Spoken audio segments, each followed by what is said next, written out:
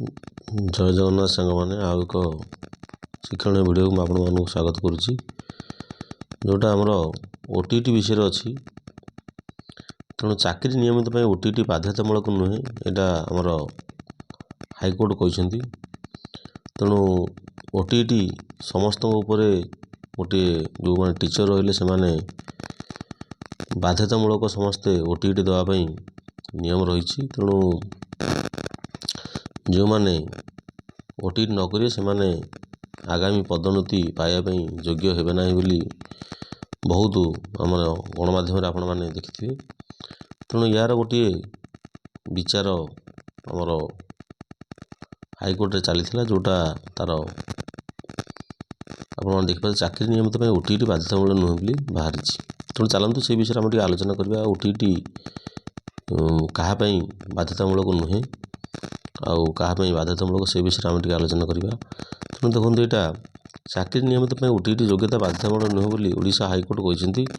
ଜଣେ ଗଣଶିକ୍ଷୟିତ୍ରୀଙ୍କ ତାଙ୍କ ଚାକିରି ସ୍ଥାୟୀ କରିବା ଦାବିକୁ ରାଜ୍ୟ ସରକାର OTT ଯୋଗ୍ୟତା ନଥିବା ଦର୍ଶାଇ ଖାରଜ କରିଦେଇଥିବା ଆଦେଶକୁ ଅଦାଲତ ରଦ୍ଦ କରିଦେଇଛନ୍ତି।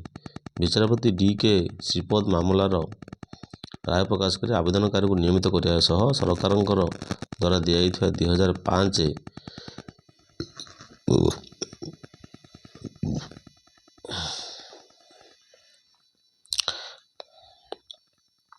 ଦେଖନ୍ତୁ, ସମ୍ପୂର୍ଣ୍ଣ ମୁଁ ଆପଣଙ୍କୁ ଦେଖୁଛି, ଯେଉଁଟା ଜାନୁଆରୀ 2024ର ଆଦେଶ ଆଇନ ଅନୁସାରେ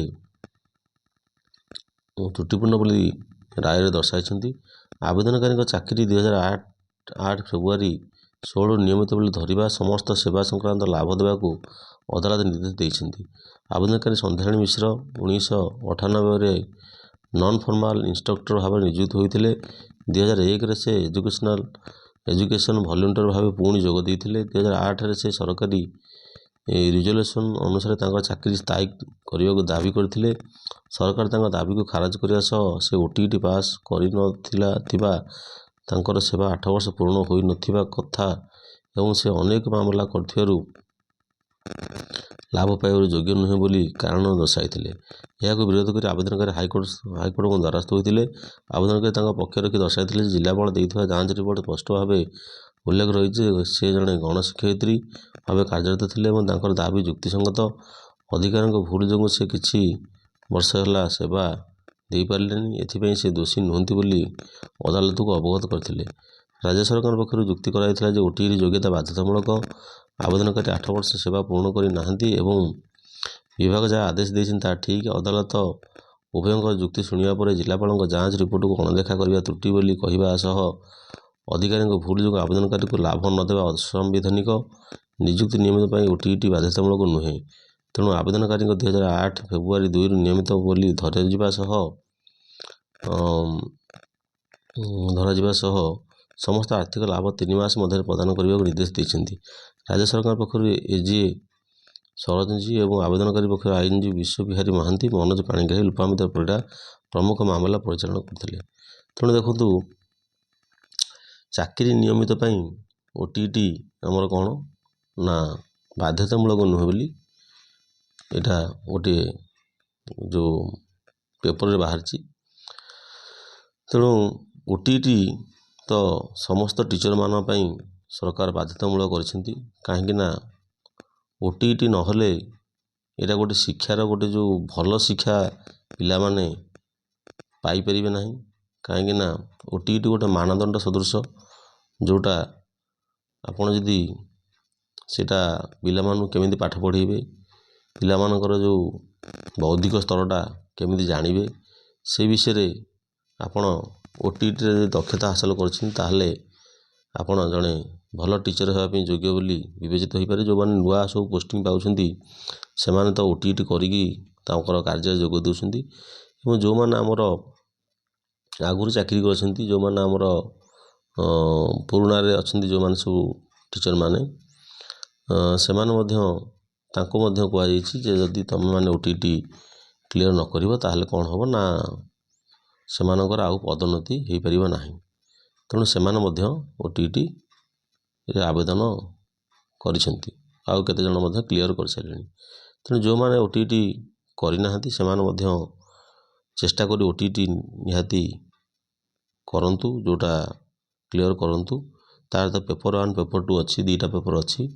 ତେଣୁ ଆପଣ ଯେଉଁ ପେପର୍ ପାଇଁ ଯୋଗ୍ୟ ନିଜକୁ ଭାବୁଛନ୍ତି, ତେଣୁ ସେଇ ପେପର୍ଟି ଆପଣ ନିହାତି କରିକି ଆପଣ OTT ପଢ଼ିକି ଆପଣ କ୍ଲିଅର କରିପାରିବେ। କାହିଁକିନା ଏତେ ବର୍ଷର ଯଦି ଆପଣଙ୍କର ଅଭିଜ୍ଞତା ଅଛି, ଯଦି ଆପଣ OTTଟା କ୍ଲିଅର କରିପାରୁନାହାନ୍ତି, ତାହେଲେ ନିହାତି ଗୋଟେ ଏଇଟା ନିଜ ପାଇଁ ଗୋଟେ ସବୁଆଡ଼ୁ ଗୋଟେ ଆଙ୍ଗୁଳି ଆସିବ ଯେ ଆମେ OTTଟା ସାଧାରଣ ଟିଚର ହେଇକି ଆମେ OTTଟା କ୍ଲିଅର କରିପାରୁନେ।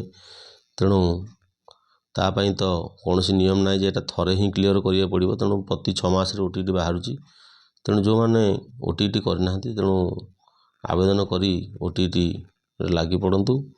ଆଉ ତାର ବିଭିନ୍ନ ପ୍ରକାର ବହି ମଧ୍ୟ ମିଳୁଛି। ଆଉ ଆମର ଯେଉଁ ଅଛି 6ଠ, 7ମ, 8ମ ସେଇ ଯେଉଁ ଇତିହାସ ଭୂଗୋଳ ସେଇ ବହି ଗୁଡ଼ିକ ମଧ୍ୟ ସେଥିରୁ ବହୁତ କୋଶ୍ଚିନ୍ ଆସୁଛି। ତେଣୁ ସେଇ ବହି ଗୁଡ଼ିକ ଆପଣ ଫଲୋ କରିକି ଆପଣ OTT ଯଦି ଦେବେ, ତାହେଲେ ଆପଣ ନିହାତି କ୍ଲିଅର ହେଇଯିବ।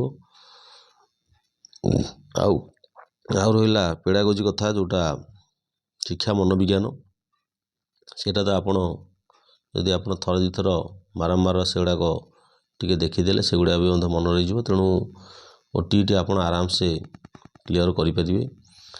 ତେଣୁ ଯେଉଁଟା ଆମେ ସରକାର ଆମ ପାଇଁ ଗୋଟେ ନିୟମ ରଖିଛନ୍ତି, ତେଣୁ ଆମେ ସେଇ ନିୟମଟାକୁ କାହିଁକି ବା ଅବମାନନା କରିବା। ତେଣୁ ଆମେ ନିହାତି OTTଟା ଯଦି ଆମେ କରିନାହେଁ, ତେଣୁ ନିହାତି ଆମେ ଚେଷ୍ଟା କରିକି ସେ OTTଟାକୁ କ୍ଲିଅର କରିବାକୁ ଚେଷ୍ଟା କରିବା।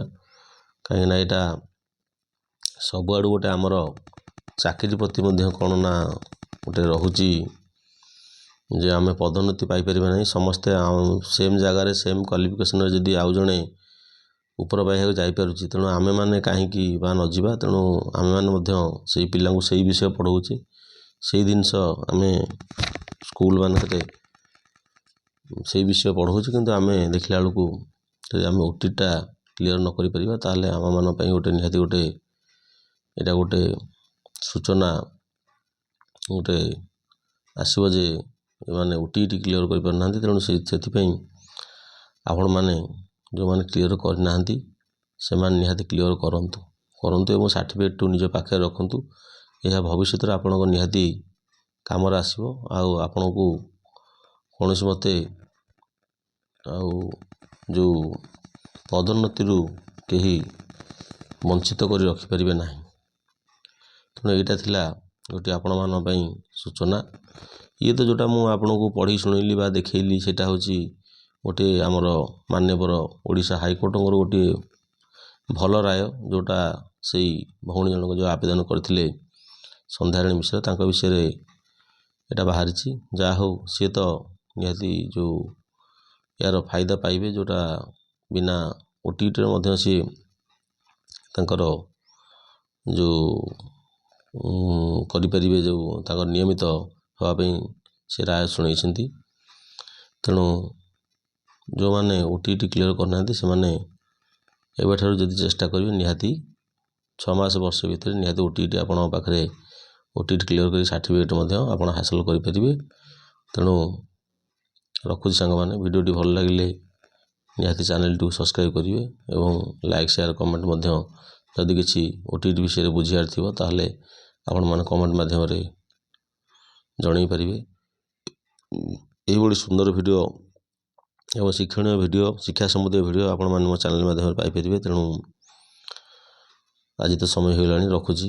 ପୁଣି ଦେଖା ହେବା ଆଉ ଗୋଟେ ସୁନ୍ଦର ଭିଡ଼ିଓରେ। ଜୟ ଜଗନ୍ନାଥ, ଭଲରେ ଥାଆନ୍ତୁ ସମସ୍ତେ।